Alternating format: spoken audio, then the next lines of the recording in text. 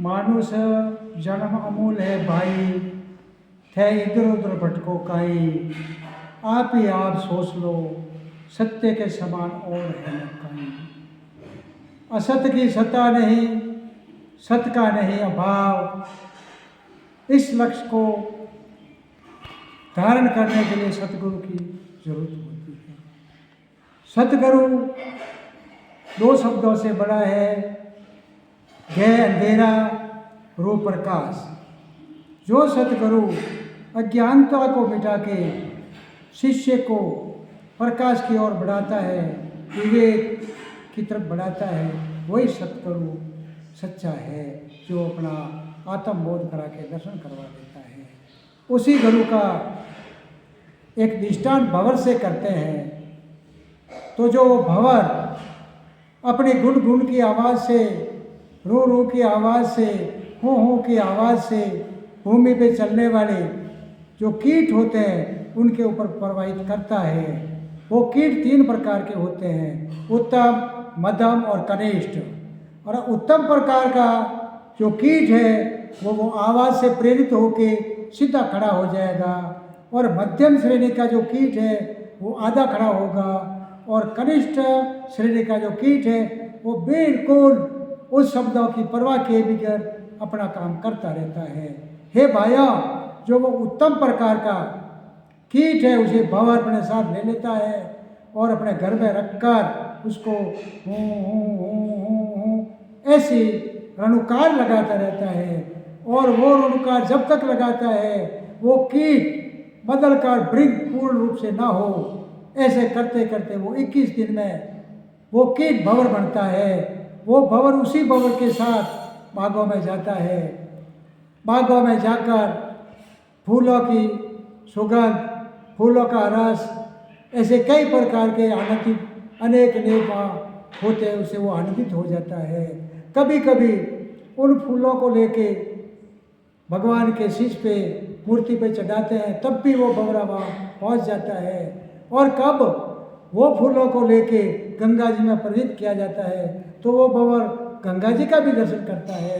देखो, एक मामूली कीट भूमि पे रेखने वाला, गंदगी में रहने वाले को इस भंवर ने अपना स्वरूप बना दिया और जीवन को बदल के एक उच्च कोटि पे ले आया।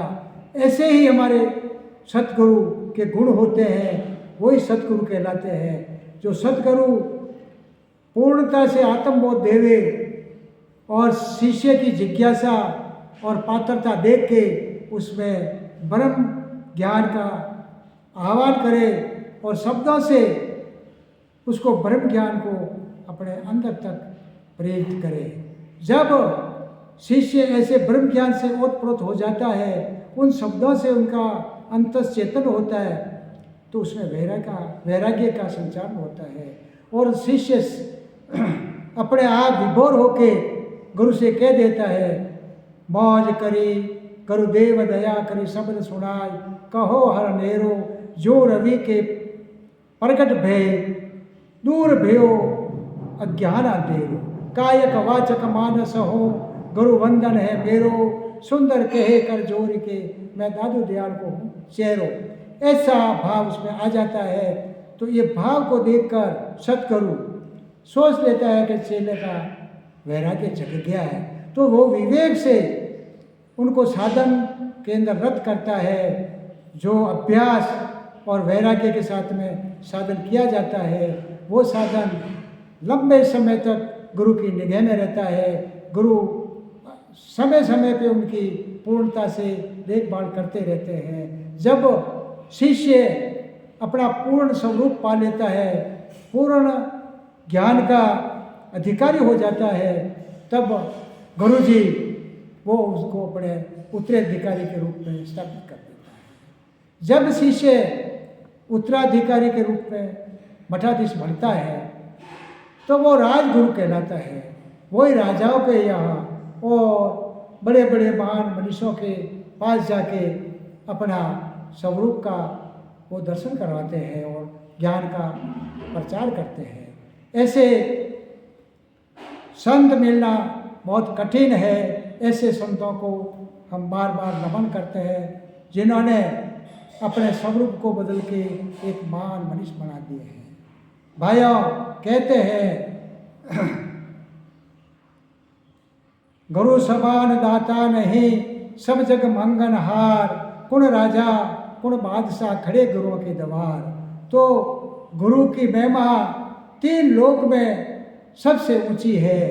भाइयों, आप भी ऐसे गुरु को आप बार बार नमन करो, बार बार उनका संग करो, बार बार उनकी सहायता करो, बार बार उनके आदेश का पालन करो और अपने देश में ज्ञान को बढ़ाओ और अज्ञान को मिटाओ।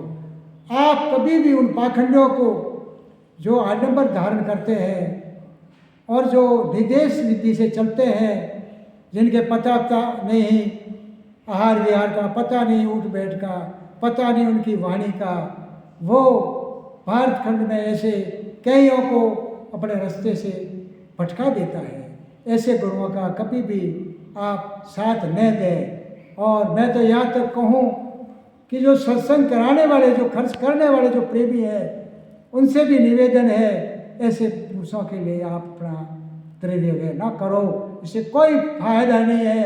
कहते हैं कि गुरु लोभी चेला लालची, अरे हिल मिल खेले नाव, दोनों ऐसे जावसी मृत पत्र की नाव। तो हे भाइयों, आप सत्य मार्ग पकड़ो और सतगुरुदेव की जय बोलो। सतगुरुदेव की जय।